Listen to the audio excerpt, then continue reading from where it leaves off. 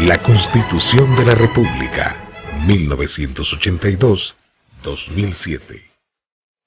25 años de democracia.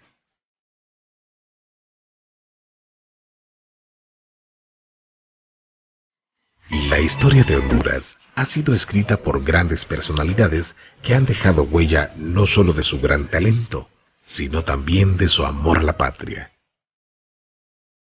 Hoy daremos un breve paseo por el tiempo, siguiendo la evolución de la Constitución, sus actores, sus logros y la enorme importancia que esto ha tenido en la historia de Honduras. La Constitución de la República es la ley fundamental y suprema de la cual emanan las demás leyes de nuestro país. Define la existencia, organización y funcionamiento del Estado, pero sobre todo enuncia la voluntad y anhelos de un pueblo para construir su nación y regirla por principios de orden y progreso. La visión y el propósito de la Constitución es fortalecer y perpetuar el Estado. Define las garantías y derechos individuales sobre bases como la justicia, el respeto a la democracia, la identidad nacional, la seguridad, la estabilidad y la paz. Concreta el compromiso social de conducirnos como un Estado de derecho democrático y puntualiza el origen del mandato esencial que deviene del pueblo. En 1824 se reúne la primera Asamblea Nacional Constituyente en Cedros Francisco Morazán, en aquel entonces provincia de Tegucigalpa, donde inició el proceso legislativo y estableciendo el primer paso de la democracia. Desde 1825 hasta 1982 se emitieron 14 constituciones, cuya vigencia promedio fue de 10 años, lo cual refleja de alguna manera el clima de inestabilidad política que ha caracterizado históricamente a nuestro país. En 1972, las Fuerzas Armadas de Honduras asumieron todos los poderes del Estado y estuvieron en el poder hasta 1982. En 1979, el Tribunal Nacional de Elecciones convoca a elección de diputados a la Asamblea Nacional Constituyente, cuya finalidad era redactar la nueva Constitución de la República y reorganizar los poderes del Estado, siendo presidente provisional el general Policarpo Paz García y fungiendo como presidente de la Asamblea el doctor Roberto Suazo Córdoba. A partir de 1982 ha habido 7 presidentes de la República y de igual manera ha habido 7 presidentes de Congreso Nacional de la República. De 1982 a 1986, el Congreso Nacional de la República fue presidido por don Efraín Bujirón, que de Dios goce, cuyos logros más importantes fueron el Código de Familia, la Ley del Servicio Exterior, el Código Penal y la Ley del Séptimo Día y el 13º mes en concepto de aguinaldo. De 1986 a 1990, el Congreso Nacional de la República fue presidido por don Carlos Orbín Montoya, cuyos logros más importantes fueron la Ley de Aduanas y Régimen Arancelario Aduanero, Ley de Cooperativas, Ley del IADFA, Ley Constitutiva de las Zonas Industriales.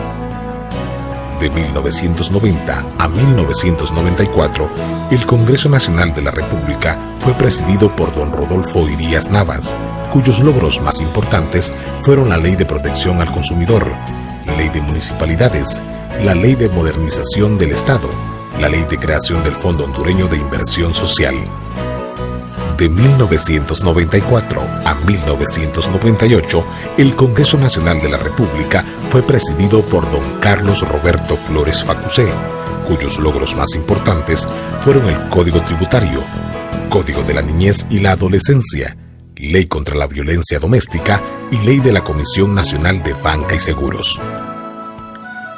De 1998 a 2002, el Congreso Nacional de la República fue presidido por don Rafael Pineda Ponce, cuyos logros más importantes fueron el Estatuto del Docente, Ley de Contratación del Estado, Ley de Derecho de Autor y Ley Policía y Convivencia Social.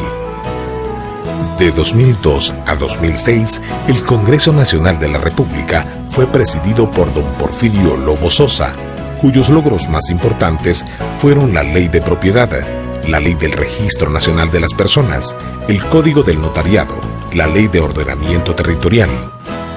De 2006 al presente, el Congreso Nacional de la República ha sido presidido por don Roberto Micheletti Baín, cuyos logros más importantes en su primer año son la Ley de Transparencia y Acceso a la Información, la Ley de Participación Ciudadana, Ley del Adulto Mayor y Ley de Tarjetas de Crédito.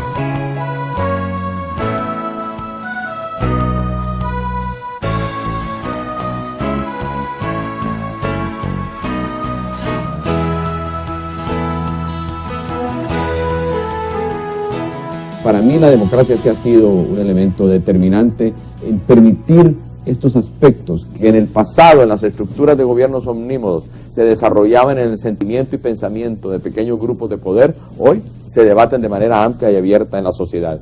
El paso siguiente, el necesario, el imperativo, es lograr ya encontrar soluciones al tema de las necesidades humanas que se gestan por la pobreza.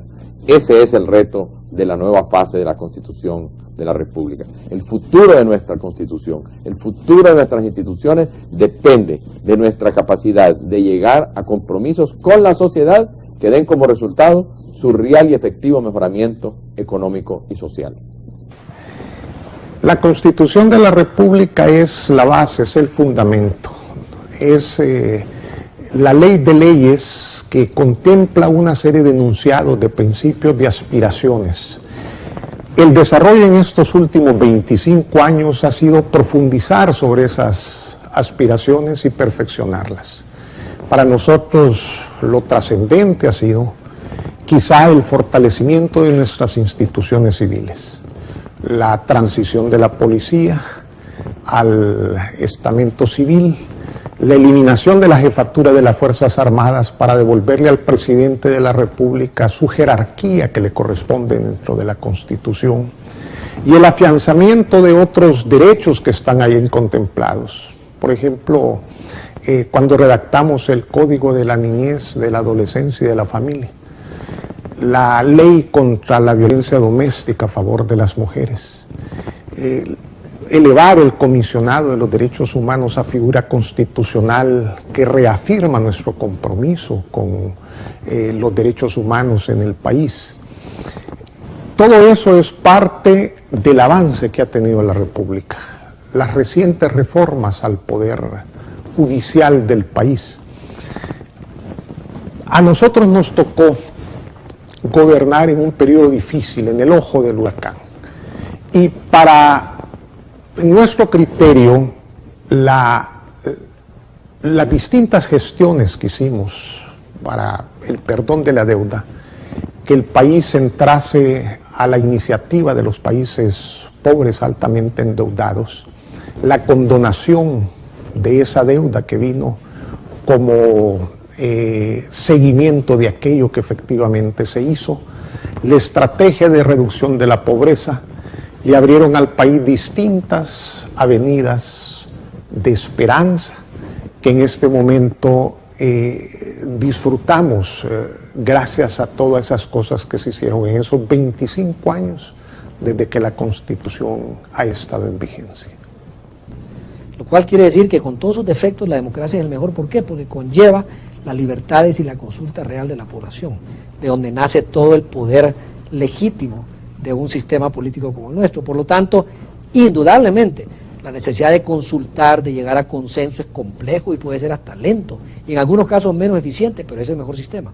Por lo tanto, yo parto de la base de que la democracia es el mejor sistema en todo sentido, en el sentido político, en el sentido económico y en el sentido social. Pero a veces puede ser difícil trabajar con él exactamente porque realmente está disperso y está equilibrado el poder del Estado. Hay dos principios en las democracias y en los sistemas de hoy, de los cuales son irrenunciables. Primero, el principio de que las grandes mayorías tienen la potestad del mando, la soberanía reside en el pueblo, y el pueblo es la voz de la democracia. Un principio irrenunciable a partir de la Revolución Francesa, de la Revolución Americana, a partir de los elementos clásicos de las grandes conquistas de los griegos en el prospecto democrático. El segundo es la economía de mercado. En América Latina, lamentablemente, lo que ha coexistido con nosotros son las distorsiones del mercado, los cuasi-mercados, monopolios, oligopolios, que más bien entorpecen la labor de las posibilidades del desarrollo. Entonces, la visión de un joven hacia el futuro debe de estar enmarcada en un medio ambiente sano, en un proceso democrático, en amplia participación ciudadana y en efectos positivos para el sector social, no solo para el sector económico. El sector económico debe ser la superestructura que desarrolle a la sociedad. Si no logramos reducir significativamente los niveles de pobreza en Centroamérica, si no logramos hacer que se tenga nuevamente confianza en la transparencia del Estado y que los funcionarios le rindan cuentas al pueblo, el futuro tiene que ser incierto. El darle vuelta a esa situación, en el convertir estos problemas en plataformas para escalar estas posiciones, esa es nuestra labor y en eso quiero comprometerme con ustedes. En los últimos 25 años, los congresos nacionales han estado intentando mejorar la condición de vida de la sociedad hondureña.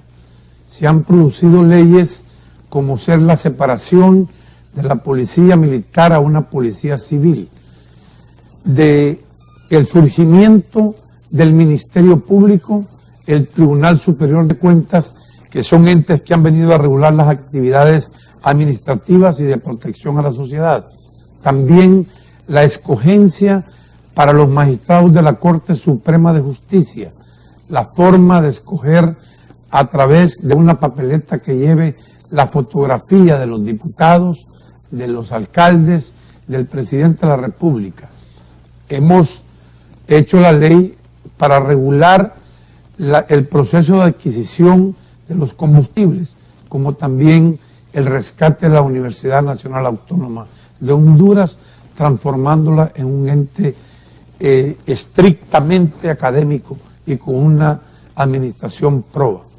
Hemos también apoyado con mucha fuerza a los procesos de reformas en la universidad y la aprobación de la ley de transparencia y la ley de justicia constitucional nos dan a nosotros los valores y las intenciones de los congresos nacionales. Y también sabemos que hemos vivido 25 años de supremacía civil a la supremacía militar, respetando la separación de los tres poderes del Estado. Consideramos importante implementar todas las reformas políticas necesarias mediante el consenso nacional, tomando en consideración el entorno mundial para el bienestar común de todo el pueblo hondureño.